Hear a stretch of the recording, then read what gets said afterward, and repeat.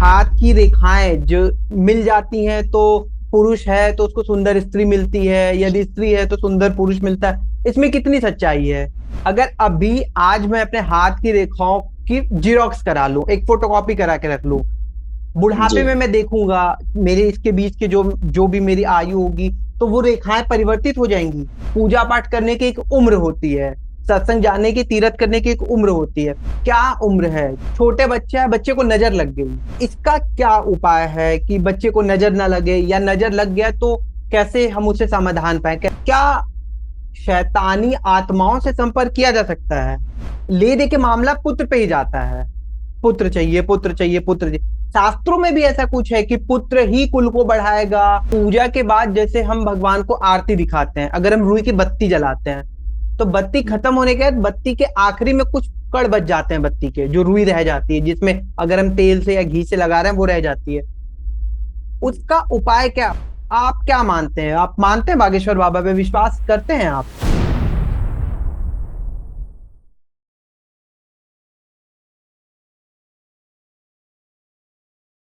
क्या कभी आपने सोचा है जीवन रेखा कटने से क्या सही में उम्र छोटी होती है? पूजा के बाद बची हुई रुई की बत्ती क्या आप भी नदियों, तालाबों या मंदिरों के पास रख देते हैं? यदि किसी अयोग्य से आप पूजा कराते हैं तो इसके दुष्परिणाम क्या हो सकते हैं? बच्चों को किस तरह के लोगों की नज़र से बचा कर रखना चाहिए? ऐसे बहुत से सवाल हैं जिससे लेकर हमारे मन में अक्सर शंकाएं रहती हैं, लेकिन सही जवाब न मिलने की वजह से वो डाउट हमेशा बना रहता है। ऐसे बहुत से सवालों को लेकर मैं हाजिर हूँ चंद्र प्रकाश, और आप देख रहे हैं कैंडिड टॉक। आज के कैंडिड टॉक में हमारे मेहमान हैं पंडित निखिल जी, जो इन सभी सवालों का जवाब देने की कोशिश करेंगे। गुरुजी, कहा जाता है कि 33 करोड़ देवी देवता हैं हिंदुओं के, तो हर किसी के लिए हर किसी देवी देवता की पूजा कर पाना संभव नहीं है। तो हमें ये कैसे जी। पता चलेगा हमारे लिए कौन से देवी देवता हैं, या फिर हमारे इस काम के लिए हम किस देवी देवता के शरण में जाएं, किसकी पूजा करें, ये कैसे पता चलता है? कार्य के लिए तो अलग अलग निर्धारण है। जी। यद्यपि हमारे जन्म के समय जब हम जन्म लेते हैं, हाँ जी।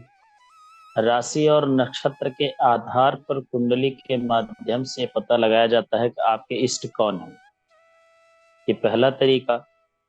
दूसरा तरीका, आप जिस कुल में जन्म लेते हैं उस कुल में कौन से वेद का अध्ययन आपको करना चाहिए, आपकी शिखा क्या है, आपका सूत्र क्या है, आपके इष्ट देवता कौन है, ये सारी चीजें पूर्व निर्धारित होती हैं। जैसे सामान्य रूप से आपने गांव में या लोगों को करते हुए देखा होगा, शहरों में भी जी। वर्ष में एक बार कुल देवता की पूजा करते हैं। जी। तो ये इसी प्रकार से जी। इष्ट देवता इष्ट देवता का भी पता लगाया जाता है, किस प्रकार से हमको किसको करना चाहिए। दूसरा, यदि आप वोट करके नहीं करना चाहते हैं, जिसके ऊपर आपका अटूट विश्वास हो, जी। आप उस देवता की आराधना करें, जी। तब भी आप हर कार्य में सफलता प्राप्त कर पाएंगे। और रही बात अलग अलग कार्य के लिए, तो अलग अलग देवताओं की यदि आप उपासना करना चाहते हैं, जी। विद्या अध्ययन क्षेत्र में किसी प्रकार की बाधा आ रही है, तो भगवान हाँ, गणेश की ये उपासना कुछ कर देवी सकते हैं। देवताओं के लिए तो जैसे हमें पता है, विद्या के लिए सरस्वती जी हैं, धन के लिए लक्ष्मी जी जी। हैं ना, ये सारी जी। चीजें हैं। लेकिन जी। मेरा सवाल ये था कि मतलब इसके हमें कुंडली या बाकी जानकारी के बिना हम ये नहीं डिसाइड कर पाएंगे कि हमारे लिए कौन से देवी देवता कौन सी इच्छा के लिए करनी होगी। अब जैसे जी। पुत्र प्राप्ति के लिए मुझे पूजा करनी है, तो मैं कौन से भगवान की पूजा करूं? भगवान कृष्ण के बाल स्वरूप का पूजन करिए। नित्य ताजे मक्खन का और मिश्री का भगवान को भोग लगाइए। जी। और संतान गोपाल, यदि पुत्र चाहते हैं तो संतान गोपाल मंत्र का जप स्वयं करें। यदि स्वयं करने में सामर्थ्यवान नहीं है तो एक ब्राह्मण नियुक्त कर लीजिए, अथवा जिस संख्या में आपको जप कराना हो जी। उतने ब्राह्मणों की नियुक्ति करवा के आप उसका जप करवा सकते हैं। लेकिन उसके पश्चात भी, जप के पश्चात भी, आपको भगवान के बाल स्वरूप का सेवा आवश्यक होगा।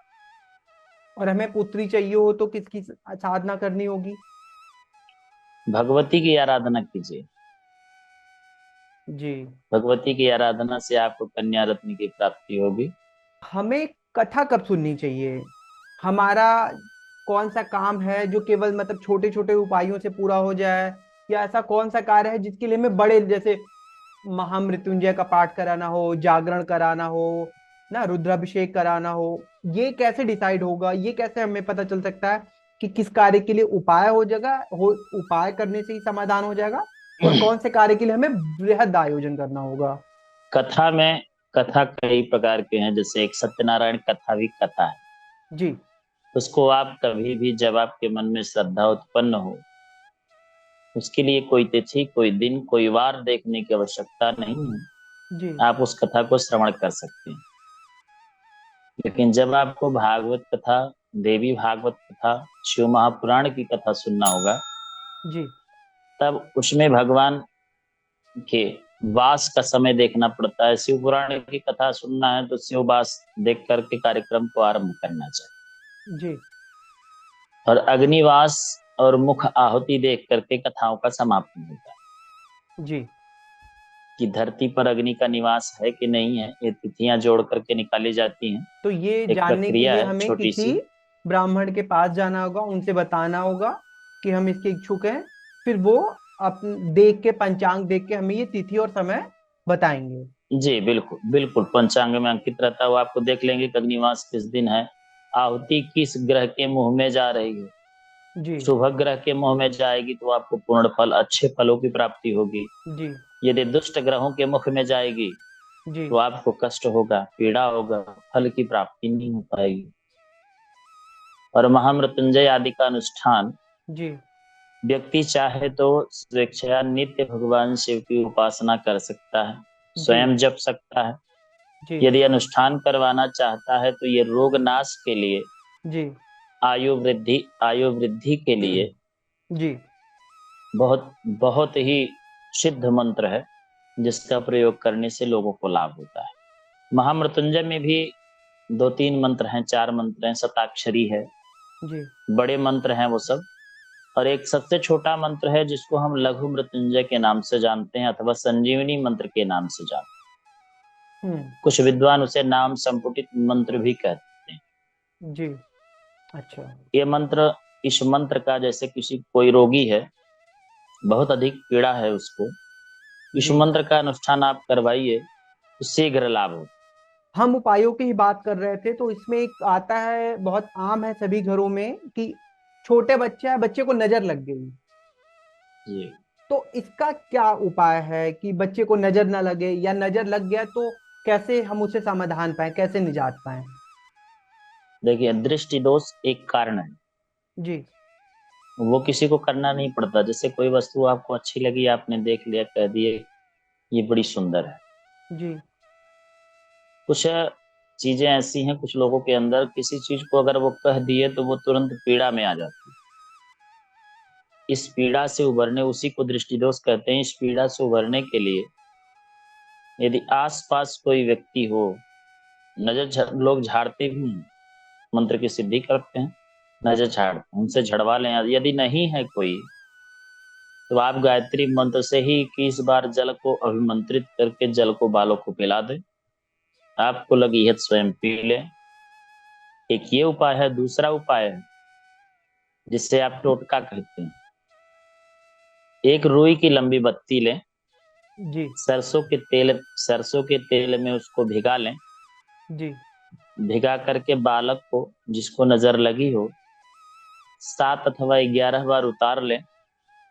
उतार करके गेट के पास, जो बाहरी गेट है आपका, जी। वहां जलाकर किसी किसी लकड़ी में अथवा दीवार पर लटका दें, और उस बत्ती को जला दें। जी।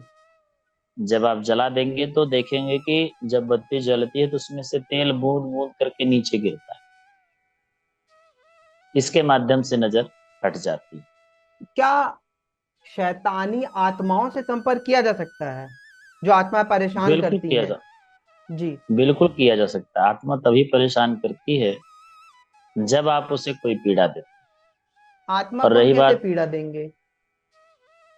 अपने कार्य के माध्यम से, मृत आत्मा को? जहाँ निवास, हाँ, जहाँ वो कैसे? निवास कर रही है, जहाँ वो निवास कर रही है, जी।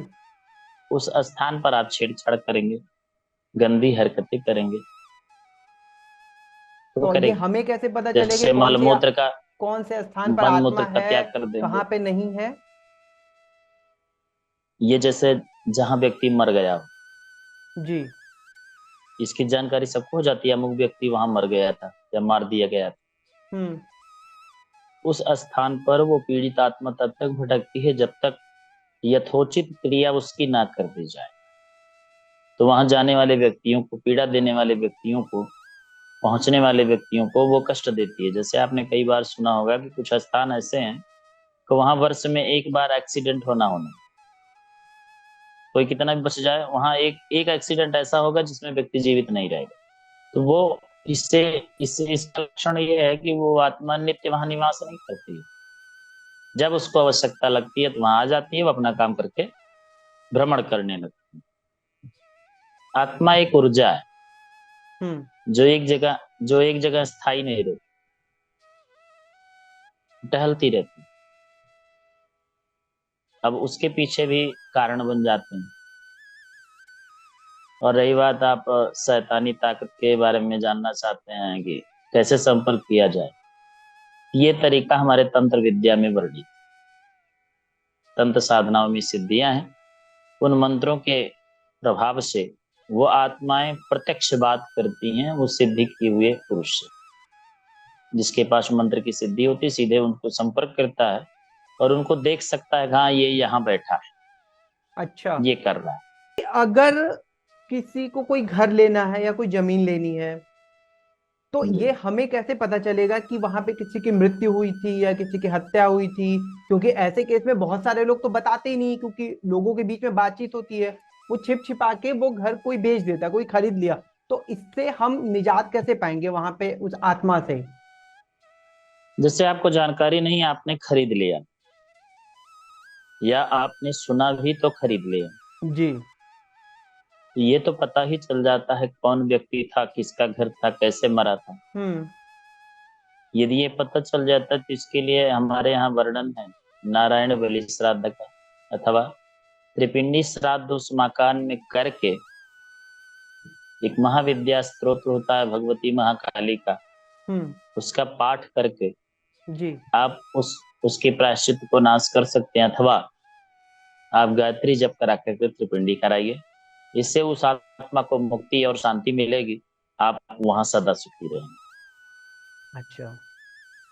गुरुजी, एक लोगों के बीच में माना जाता है कि हाथ की रेखाएं जो जो मिल जाती हैं तो पुरुष है तो उसको सुंदर स्त्री मिलती है, यदि स्त्री है तो सुंदर पुरुष मिलता है। इसमें कितनी सच्चाई है कि ये जैसे हाथ की रेखाएं मैंने मिलाई तो चांद बन गया? जी। ये जी। कितना सच है और कितना गलत है? चंद्रमा का जो निशान हाथ में बनता है, हाँ जी। ये स्त्री स्त्री का कारक नहीं, मन का कारक होता है। अच्छा। जिसका जितना बढ़िया चंद्रमा बनेगा वो व्यक्ति मन का उतना ही मजबूत होगा, दृढ़ निश्चयी होगा। अच्छा। जैसे आज जैसे आदमी कहता नहीं कि अमुक व्यक्ति बहुत निश्चय पूर्वक कार्य करते हैं, जिस चीज को कह देते हैं उससे टलते नहीं। हाँ। जितना बढ़िया चंद्र आकार रेखाओं का होता है वो मन का कारक होता है। और रेखाओं की जो बात आप कर रहे हैं, तो रेखाएं हमेशा परिवर्तित होती रहती है हमारे कर्म के आधार को देखकर। यदि हम शुभ कर्म कर रहे हैं तो बहुत सुंदर रेखाएं, अच्छी फल देने वाली रेखाएं निर्मित होती हैं। यदि हम अशुभ कर्म कर रहे हैं तो उसके अनुसार आगे आने वाले भविष्य के आधार को लेकर के रेखाएं उत्पन्न होती हैं। जैसे आपने कंप्यूटर देखा है, किसी चीज को आपने सेव कर दिया, 10 साल के बाद आप उसे देखेंगे तो वो चीज वही दिखाएगा। ठीक है, वो भविष्य नहीं दिखा सकता। लेकिन भगवान ने इस शरीर को एक ऐसा कंप्यूटर बनाया और हाथ में एक ऐसी स्क्रीन दे दी है, आप जो कर्म कर रहे हैं उसके आधार पर रेखाएं आपको बताती जाएंगी कि आप आगे चल के इस मार्ग में परिवर्तित हो जाएंगे, आपके साथ ऐसी घटनाएं घट अगर अभी आज मैं अपने हाथ की रेखाओं की जीरोक्स करा लूं, एक फोटोकॉपी करा के रख लूं, जाएं।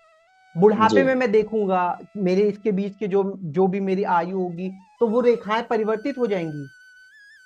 बुढ़ापे में आप क्यों जा रहे हैं? 2 साल 3 साल दो, बाद हाँ, आप मैं अपने कर्म एक को साल बाद मान लिया, हाँ। हाँ, अपने कर्म को परिवर्तित करके अपने हाथ को पुनः स्कैन कर लीजिए, परिवर्तित रेखाएं मिलेंगी, कुछ अलग और निशान मिलेंगे, कुछ बढ़ी रेखाएं मिलेंगी, कुछ कम मिलेंगी। ऐसा? जी, करके आप प्रयोग करके देख लें। जी। अब गुरुजी कुछ उपायों की बात करते हैं। जैसे मैं कुछ कुछ समस्याएं बताऊंगा, आप उसका उपाय बस एक एक लाइन में अगर बताते जाए। जैसे जी संतान प्राप्ति की बता दी आपने, धन प्राप्ति की बता दी। कोई जी। मुकदमे में फंसा हुआ है, उसमें विजय पानी है, उसको क्या उपाय करना होगा? भगवान शिव का करु के तेल से अभिषेक करने पर शत्रुओं पर विजय पाई जाती है। महाविद्या स्तोत्र के पाठ के माध्यम से भी आपको मुकदमे में विजय मिलती है। भगवती का आराधना करने से भी आपको मुकदमे में विजय मिलती है। इस प्रकार के पसंदीदा, तमाम छोटे छोटे उपाय हैं। जी, पसंदीदा जीवन साथी चाहिए हो तो क्या उपाय है? उसके लिए आपको भगवान की आराधना करनी होगी, भगवान शिव, जो कि विशेष करके लोग करते भी हैं। आपने देखा होगा कि महिलाएं अक्सर सोमवार व्रत रहती हैं, किसी से बताती नहीं कि हम किस लिए हैं। जी। यदि कोई मजाक में भी कह दिया सुंदर पति के लिए हो, तो हंस के कहती नहीं, ऐसी कोई बात नहीं। महिलाएं तो शादी लेकिन के बाद भी हृदयगत व्रत इच्छा है। रहती हैं सोमवार का। जब शादी के बाद व्रत रहती हैं तो वो पति की आयु वृद्धि और सौंदर्यता उसकी कम ना हो, हमारे प्रति उसका आकर्षण प्रेम कम ना हो, इस भाव से रहती हैं। जिस प्रकार से आप कंपनी में, जब किसी कंपनी में पैसा लगाते हैं तो उसके पहले आप देख लेते हैं कि इसका भविष्य क्या होगा। जी। हमारे यहाँ संकल्प मात्र से सिद्धि कही गई है। तब भी वो शिव की ही पूजा करती हैं, और विवाह के पश्चात भी सोमवार शिव की पर शिव करती की हैं। ही पूजा करती हैं। इसमें व्यापार दो अर्थ, में, जी, बता, पूरी विवाह कर के दी। पश्चात दो अर्थ में प्रयोग हो जाता है। जी। एक पुत्र की सुखद कामना के लिए, जी। एक पति की आयु वृद्धि और उनके कष्ट की निवृत्ति के एक सवाल ये कि हम ज्यादातर बातचीत में करते हैं या कोई परिवार में भी बातचीत होता है, ले दे के मामला पुत्र पे ही जाता है। पुत्र चाहिए, पुत्र चाहिए, पुत्र चाहिए। शास्त्रों में भी ऐसा कुछ है कि पुत्र ही कुल को बढ़ाएगा। अगर स्त्री मतलब बेटी है तो कुल हमारा वहीं रुक जाएगा, खत्म हो जाएगा। ये मतलब शास्त्रों में भी ऐसा वर्णन है क्या कि पुत्र लिए। जी जरूरी है कुल के लिए? जी, पुत्र आवश्यक है, लेकिन ये नहीं कहा गया कि पुत्र ना हो तो नहीं होगा, नहीं हम्म। चलेगा, आपका जी। जीवन नष्ट हो गया, ऐसा नहीं। लेकिन जो आपने कुल वृद्धि की बात की, वंश परंपरा की बात की, वो पुत्र से ही वंश परंपरा जानी जाती है, पुत्री से नहीं। क्योंकि जब आप पुत्री का विवाह कर देते हैं तो उसका गोत्र परिवर्तित हो जाता है।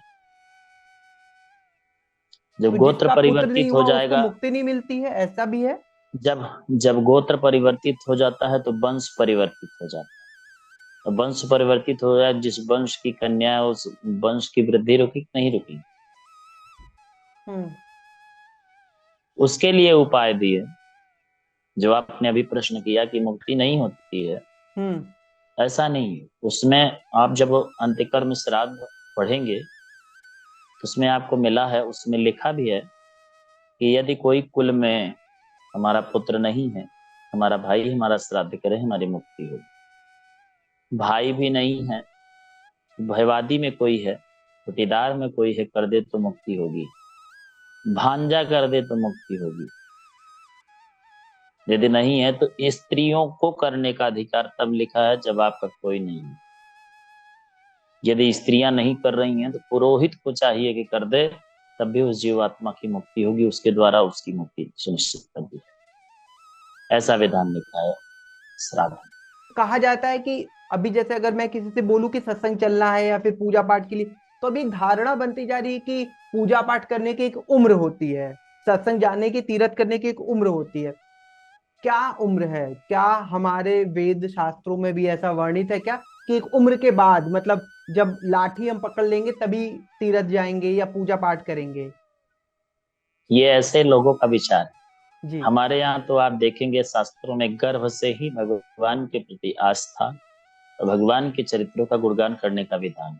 हम्म। उदाहरण के तौर पर आप महाभारत की कथाएं टीवी सीरियल में भी आपने देखा होगा, यदि पढ़ा नहीं है तो उसमें आपको दर्शाया गया होगा कि अभिमन्यु अभिमन्यु। सुभद्रा जी के गर्भ में ही चक्रव्यूह को तोड़ने की शिक्षा लेते हैं। जी। लेकिन बाहर आने की शिक्षा के समय सुभद्रा सो जाती। अर्जुन जी कथा सुनाने में व्यस्त थे, इसलिए वो ध्यान नहीं दिए, सो गई की जगह रही। माता के गर्भ में जो शिशु पलता है, उसके साथ जगना, उसके साथ सोना, हर कार्य को वो माता के गर्भ में रहते हुए माता के साथ करता है। तो सारी चीजें जो आप प्रश्न कर रहे हैं, निर्माण तो संस्कार का वहीं से हो रहा है। आज की जो स्थितियां हैं, हमारे घर की औरतें बैठ करके सीरियल देखेंगी। जब आप भगवान के चरित्रों का गुणगान नहीं सुनेंगे, भगवान से संबंधित ग्रंथ आप अध्ययन नहीं करेंगे, तो आपकी संतान क्या सोच रखेगी। इस प्रकार से यदि हम चाहते हैं कि हमारे मन में ऐसे विचार ना आए, तो पहले हमारे संतान ऐसी ना सोचे। और दूसरी बात, पूजा पाठ के लिए कोई उम्र निर्धारित नहीं है। आप जितना ही भगवान के समीप रहेंगे, भगवान की कथा सुनेंगे, नित्य उनके दर्शन करेंगे, ऐसा नहीं है कि सारे कार्य को स्थगित करके आप केवल वही कार्य करिए। सारे कार्यों को करते हुए भी आप 10 मिनट, 5 मिनट, 2 मिनट, जो आपके पास समय हो, भगवान के लिए उतनी समय निकालिए। आप देखेंगे कि आपके कार्य में वृद्धि निश्चित है। जब आप उसके समीप रहेंगे तभी कार्य होगा। जी भगवान के समीप जब जाएंगे। कथा श्रवण में जो लोग उम्र की बात करते हैं, आप बताइए, आप तीर्थ कैसे कर पाएंगे, अमरनाथ कैसे जा पाएंगे जब आप वृद्धावस्था में हो जाएंगे, मेडिकल में ही आपको बाहर कर दिया जाए। जी ये आज की स्थिति नवयुवकों की है। कारण है कि उन्होंने कभी इसका अध्ययन ही नहीं किया। और हमारे यहाँ जो शिक्षा पद्धति चलाई गई, मैकाले शिक्षा पद्धति, हमारे वैदिक शिक्षा पद्धति को नष्ट करके जो मैकाले चलाई गई, इसमें कूट करके यही भावनाएं रखी गई, किसी भी प्रकार से सनातन धर्म को तोड़ो, जिसकी छवि आज कहीं ना कहीं प्रत्यक्ष अप्रत्यक्ष रूप में हम सबको दिखाई देती। 4 लड़के, 4 नवयुवक यदि मंदिर जा रहे हैं, तो 4 लोग उस पर टिप्पणी कसते हैं, हम्म ये अभिषेक पूजा करते हैं। हम्म लेकिन उसका प्रभाव वो जानता है, जो मंदिर जा रहा है उसका प्रभाव वो देख रहा है। आप कभी जाकर के देखिए, मंदिर में जब आप देव के सामने जाते हैं, तो मंदिर की इतनी क्रियाएं वैदिक पद्धति से होती हैं कि आकाश मार्ग से ऊर्जा को अवशोषित करती है। मंदिर को, शिखर को आपने देखा है, हमेशा यूं आकार में रहता है। जी इसका कारण है कि एक पतला स्त्रोत्र जो आकाश मार्ग से आत्म तत्व को बोधित करता है, वह स्त्रोत्र उस मूर्ति में आकर के उसी त्रिशंकु आकार के छिद्र से आके समाहित होता है प्रतिमा। और हम जब प्रतिमा का दर्शन करते हैं, तो हमारा मन चाहे या ना चाहे, भगवान के दर्शन करने मात्र से ही मन वहां जाके एकाग्रचित हो जाता है। और मंदिर जाने से एक और लाभ बहुत अच्छा है, जो बहुत कम लोग विचार करते हैं। तो वहां जाने में बहुत सारे संत महात्मा, ऐसे महापुरुष होते हैं जी जिनके तप का प्रभाव उस मंदिर में समाहित रहता है। हमारे प्रवेश करते ही हमारे शरीर में यदि संबंधित कोई दिक्कतें हैं, तो उनकी ऊर्जा को स्पर्श करते ही वो नष्ट हो जाती है। इसलिए जब भी हमें समय मिले, मंदिर हमें अवश्य जाना चाहिए। कई बार हम रास्ते में यात्रा कर रहे हैं, कहीं भी जा रहे हैं, तो आबो हवा ऐसी है, कहीं ना कहीं निगेटिव ऊर्जाएं शरीर को टच करती हैं। प्रयास जी करना चाहिए कि हम कार्य कार्य के लिए जा रहे हैं, तो सुबह मंदिर दर्शन करके तब जाएं, और लौटते समय मंदिर दर्शन करके तब घर में प्रवेश करें। आप देखिएगा, नित्य ही आपकी उन्नति होती चली जाएगी, इसमें कोई संदेह नहीं। ठीक है गुरु जी। अभी हम देख रहे हैं कि हमारे आसपास बागेश्वर बाबा बहुत चर्चा में हैं। दिन जी प्रतिदिन उनके जो आयोजन हो रहे हैं, उनके सत्संग हो रहे हैं, उसमें भीड़ बढ़ती जा रही है। 1000 से लाख में पहुंचे, लाख में, कई लाख में पहुंच रहे हैं। आप क्या मानते हैं? आप मानते हैं बागेश्वर बाबा पे? विश्वास करते हैं आप? विश्वास उन पर नहीं, विश्वास हनुमान जी पर है। जी ये उन्हीं की माया है। जी उस व्यक्ति को, उस व्यक्ति का जो गुरु मिला, वो हनुमान जी का साधक रहा, जी जो गुरु परंपरा से साधना विधि को प्राप्त किया। उस सदगुरुदेव की कृपा से इनके ऊपर कृपा हुई, जी जिन्होंने इनको साधना की विधि बताई और इनको ले जाकर के उसमें शिक्षित किया, दीक्षित किया। और जी। इनको उसका रूप दिखाया कि इस प्रकार से आपको साधना करनी है। उस साधना के प्रभाव से इनको सिद्धि प्राप्त हुई, जो कि वो स्वयं कहते हैं कि मेरे पास सिद्धि है। सिद्धि प्राप्त हुई, सिद्धि के बल पर वो दूसरों की समस्याओं को जान लेते हैं, जी। समझ लेते हैं। जिसको सिद्धि होती है वो कहीं देखने की जरूरत नहीं थी। जैसे आप, जो सिद्धि व्यक्ति को प्राप्त हो जाती है, आप सामने जा रहे हैं तो उसके मन में हो जाता है अमुक व्यक्ति की ये समस्या है, ये नाम है, ऐसा आ गया, ये हृदयगत भावनाएं आ जाती। यहाँ पे मैं 1 मिनट आपको रोकूंगा कि क्या जी, सिद्धियों का प्रदर्शन जरूरी है? आवश्यकता पड़ने पर करना चाहिए। धर्म के रक्षण के लिए यदि आप प्रदर्शन कर रहे हैं तो उसमें कोई गलत नहीं। जैसे कि आप जान लीजिए, हनुमान जी को राम जी ने केवल कहा था, पूरी वानरी सेना को यही निर्देश दिया गया था कि आप सीता का पता लगाइए। हम्म। हनुमान जी जब लंका पहुंचे, अशोक वाटिका में, माता सीता की जो त्रास विधि सुनी, जी। उसमें जो हुआ, तो हनुमान जी को शंका हो गई कि अब यहाँ कुछ ना कुछ बल पौरुष दिखलाना चाहिए। जी। किसी चीज की इच्छा ना होते हुए भी भगवान हनुमान जी ने माता से निवेदन किया कि हमको भूख लगी है, फल खाना है, बगल में फल बहुत सुंदर दिखाई दे रहा है, यदि आपकी आज्ञा हो तो मैं ग्रहण करूं। माता ने आदेश दिया तो वहां बल प्रदर्शन किए, जिसके कारण बंदी बने और लंका पति के सामने पहुंचे। अंत में उसका निर्णय क्या निकला?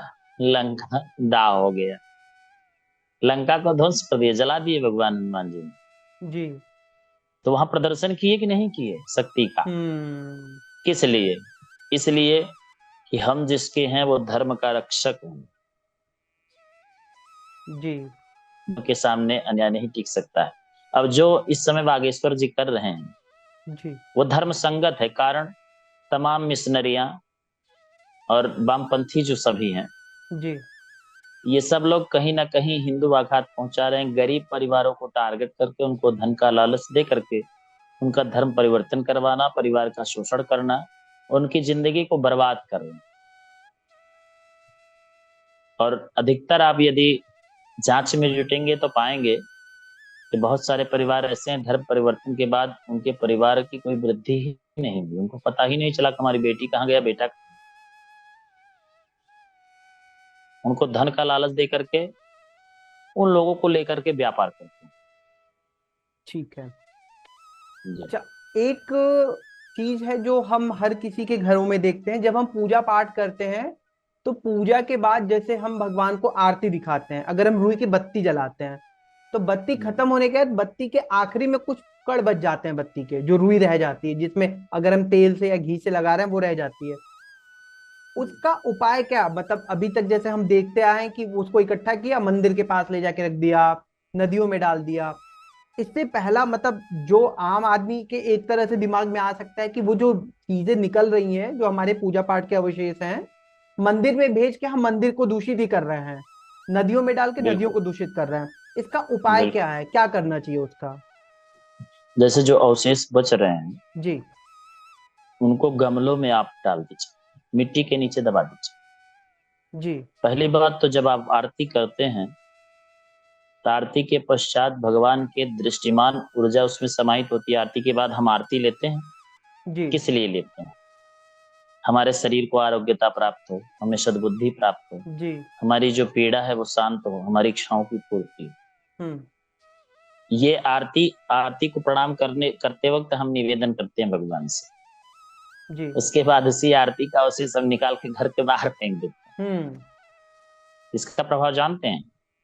आती हुई उन्नति बाधित होती है। आपने देखा होगा कई घरों में वो अपने लक्ष्य तक पहुंचते पहुंचते रुक जाते, तो उनको बाहर ना फेंक करके घर में स्थित गमलों में, अथवा एक गमला पर्सनली रख लीजिए छोटा सा, उसमें मिट्टी रख लीजिए कि जो अवशेष होगा सब इसी मिट्टी में हम डालते जाएंगे। गमला भर जाए, मिट्टी अधिक हो जाए, तो किसी अच्छे वृक्ष के नीचे, पीपल के नीचे, बरगद के नीचे, आम के वृक्ष के जड़ों में उस मिट्टी को रख, उससे उस वृक्ष को पोषणता प्राप्त होगी और आपको आरोग्यता का लाभ होगा, आयु वृद्धि लाभ होगा। और जो असूक्ष्म दृष्टि से, सूक्ष्म दृष्टि से आपको जी देख रहे हैं, वो भी आपके ऊपर प्रसन्न होंगे और आपके ऊपर उनकी कृपा होगी। जी। गुरुजी, क्या जीवन की रेखा छोटी और बड़ी होने से उम्र पे असर पड़ता है, ऐसा सही है? जी। जैसा उम्र आपने का शुरू में निर्धारण हाँ जी। उम्र का निर्धारण आपकी कुंडली से एग्जैक्ट हो जाता है। यदि गणित बहुत अच्छा निकला, जो कुंडली बनाने वाले व्यक्ति का गणित बहुत सुंदर हुआ, तो आपका एग्जैक्ट उम्र उससे निर्धारित हो जाता है कि आप इतनी उम्र से रहेंगे। और रही बात जो हाथ में जीवन रेखा दर्शाई जाती है, जी कभी कभी आप देखेंगे जीवन रेखा कट रहती है। जी तो हस्तरेखा के जो विद्वान हैं वो उसका आंकड़ा लगा देते हैं कि ये कितनी उम्र पर कट है, कितने वर्ष की आयु में। जी उस उस वर्ष में आपके साथ मृत्यु जनित दुर्घटना होनी संभव है। ऐसी दुर्घटना जिसमें आपके मरने की पूर्ण संभावनाएं रहती है, इसलिए वो आयु की रेखा कट रहती है। यदि आप उसे, ऐसा नहीं है कट है तो आप मर ही जाएंगे, आपकी मृत्यु हो ही जाएगी, सुनिश्चित नहीं है। लेकिन ये दर्शाता है कि ये जीवन का संकट है, मृत्यु समान यहाँ पीड़ा मिलने वाली है, संभव है कि आपकी मृत्यु हो सकती है। लेकिन यदि आपके कर्म अच्छे हुए, प्रभु के आप दर्शनार्थी हुए, प्रभु के प्रिय हुए, तो आप उस संकट को भी पार करके पूर्ण आयु का भोग करेंगे। पितृ दोष होने पर क्या करते हैं, क्या उपाय है जो एक आम आदमी कर सकता है? वैसे पितृ दोष की पूजा बहुत ही कठिन है, लेकिन एक उपाय के तौर पर एक आम आदमी क्या उपाय करके उससे मुक्ति पा सकता है? देखिए, पितृदोष की पूजा में जो प्रथम विधि बताई गई है जी कि गायत्री जप करा करके त्रिपिंडी श्राद्ध करें।